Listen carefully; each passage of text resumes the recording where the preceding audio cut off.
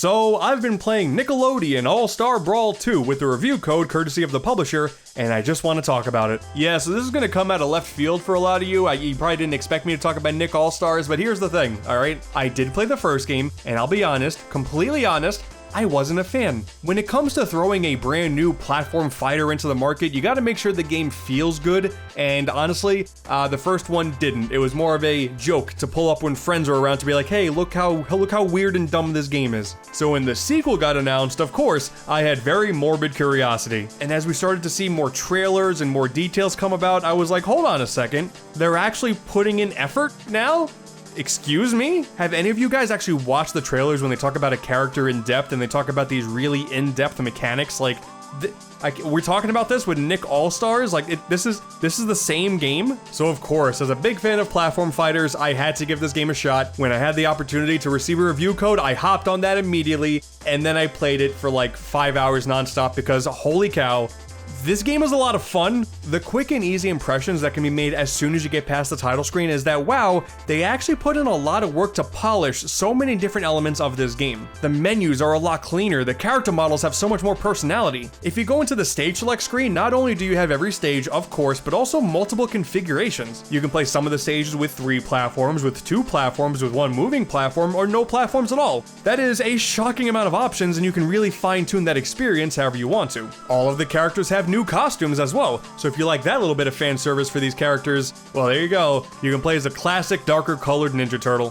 One of the most impressive things with this sequel was rather than taking the previous game and then just adding more to it, the developers instead decided to completely rehaul everything. Every character has a pretty straightforward moveset. You have a basic light attack, a strong attack that you can charge up, and then a special. All of them you can perform on the ground or mid-air, and there's this brand new slime meter mechanic as well. As the match goes on and as you're putting up your best fight, you will see this meter start to grow, and there are 3 chunks of this meter. When you have at least 1 chunk available, you can hold a button to activate slime mode and then perform a special, and it'll be slightly more powerful than it was if you weren't holding that button. Or what you can also do is wait for all 3 bars to fill up, and then activate a super ability. And these are awesome. I love these so much. The fan service that was pulled from all of these franchises, I adore it. When I played as Rocco and I did his move, and I remember the exact episode that this move was pulled from, ooh, I liked this. Ooh, I like this a whole lot. You got grabs, you got dodges, you got air dodges. Like, it just feels surprisingly good. Like, they clearly took what was working in the first game and decided, hey, you know what? Instead of just doing this and then doing more of it,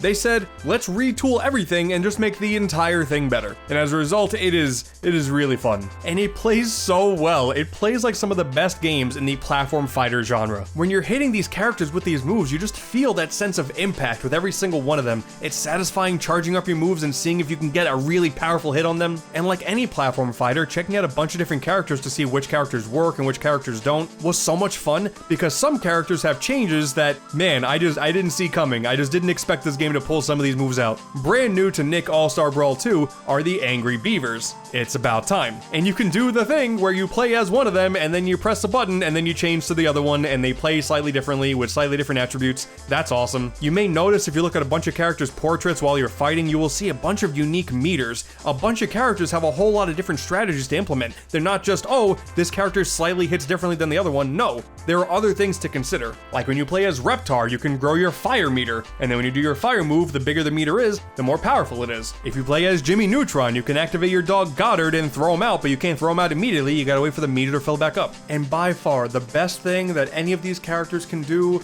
it's not even meter based, it's just something that one of the characters can do.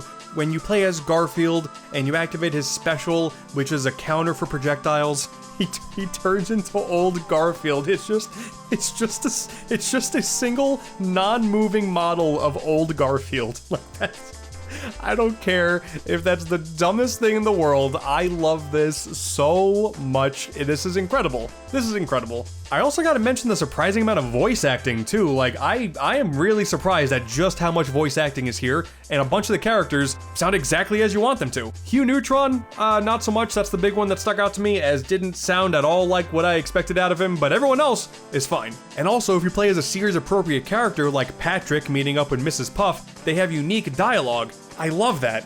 But okay, fine. The game plays well, that's really good, that's always a good thing to have, but it's also important to know what modes that you can play in as well. And I'm happy to report that, as far as I'm concerned, there is some good stuff to get into here. Of course, you got your basic multiplayer options with timed battle, stock battle, you can change items and stages, all that fun stuff that you would come to expect. But then for single player, for me, this is important because this is where the first game failed tremendously. Of course, we have the return of arcade mode. It's a pretty straightforward 10 to 15 minute mode where you go against a string of enemies with your character of choice, bada bing bada boom. While there really isn't a whole lot of rhyme or reason for the order of fights that you do for each character's arcade mode, there are themed fights which I did take notice to, and I thought they were really cute. Like there's this one where you team up against Garfield ready to chow down, and you're going up against SpongeBob and Grandma Gertie, the two characters that are ready to cook for our characters. We are fighting them, so I guess, that part doesn't make sense because Garfield wants to eat. I don't know why he would fight them back, but listen, it's still cute. And this is when you also notice another brand new change.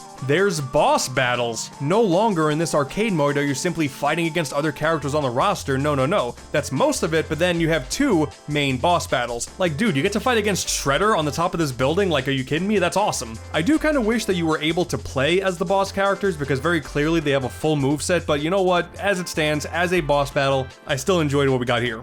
But the thing that I was the most interested in by far was a brand new campaign mode. I've said it once and I'll say it a million times. I love unnecessary story modes in multiplayer games that realistically don't need them, and this game has that, and I love it. Patrick has been warped to another dimension. Go save him.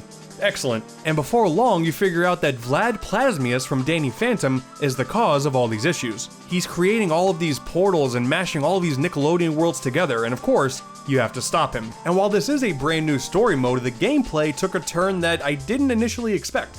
It's a roguelike. On the surface, once you start a run, it looks very similar to arcade mode, but you quickly find out that that is not the case. You are provided a lot of choice in how you want this run to go. You start as SpongeBob, but the more you play, the more characters you have on offer. And to better fine-tune your playstyle, there are a couple shops in the hub world that you can spend your currencies at to better your next run. There is a plethora of different perks that you can buy and upgrade and attach to your character and change them up however you see fit when you're back in said hub world. And then when you start the mode, you always begin in this battle against a bunch of minor enemies like jellyfish and foot soldiers, stuff like that. And then when you get thrown into the map, it's either you move on to the next fight immediately, or you can choose to go to a shop. And it's at these shops where you can either spend some currency or just accept a free gift that will attach to you for either a couple of fights or the rest of your run. You can make your attack stronger, you can have a % chance of having a strong attack at a buff or debuff. There's one where you can make your character really big so you can do more damage and take less damage for like 5 or 6 fights. And all of these shops are handled by other characters from these different universes, like Jimmy Neutron's dad or Powdered Toast Man. And I'm not even gonna pretend to know what I'm talking about when it comes to El Tigre, but this character is from El Tigre, right?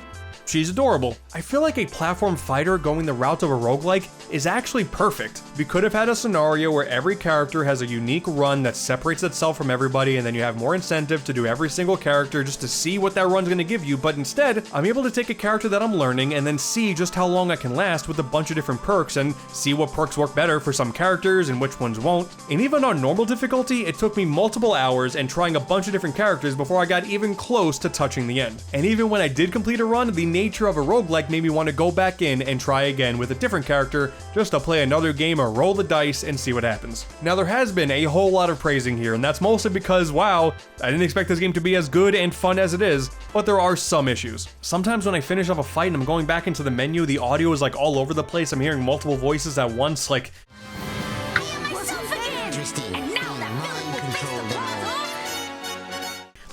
It's a little bit rough, I'm not gonna lie. Also, because I've been playing this game in a pre-release state, I have not been able to play against anybody online, and I would love to play against an actual human because, man, the AI it's not great. That's another benefit of the roguelike mode, because rather than just trying to be better than all the opponents, I'm just trying to make it to the end with whatever benefits or downgrades I get thrown at me thanks to the different shops and whatnot. But for example, if you go into arcade mode or you do a basic 4-player free-for-all with all the characters at level 9, yeah, they're a lot dumber than I expected. That was unfortunate. One of the battles I was excited to choose in the arcade mode was one where you play with Reptar against a giant mecha Reptar, and both times I did it, my Reptar decided to jump off the stage like immediately because it didn't know what to do, and I was left to my own devices.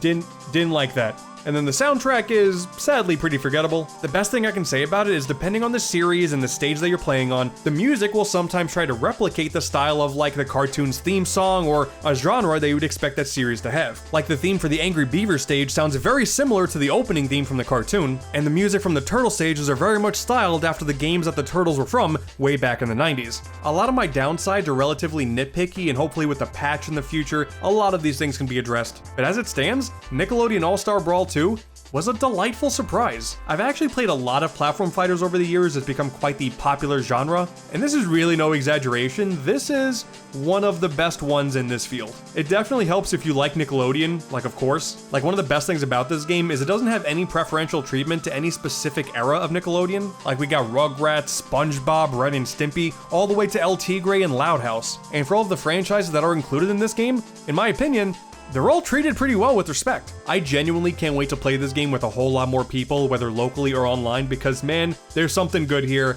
and I want to dive in more. By the way, I think I'm going to become a Rocco main. As someone who doesn't play professionally, like in the slightest, I can already tell you, S tier. That's an AntDude guarantee. S tier character. Nickelodeon All-Star Brawl is available for everything you can imagine. It's on Steam, PlayStation 4 and 5, Xbox, and Switch. And if you're a fan of platform fighters, I definitely recommend giving this a go. Sound off in the comments if you're going to give this game a shot, and if you're still on the fence, just take a look at this. It's a giant mecha reptar causing havoc across the city. You gotta play the game now.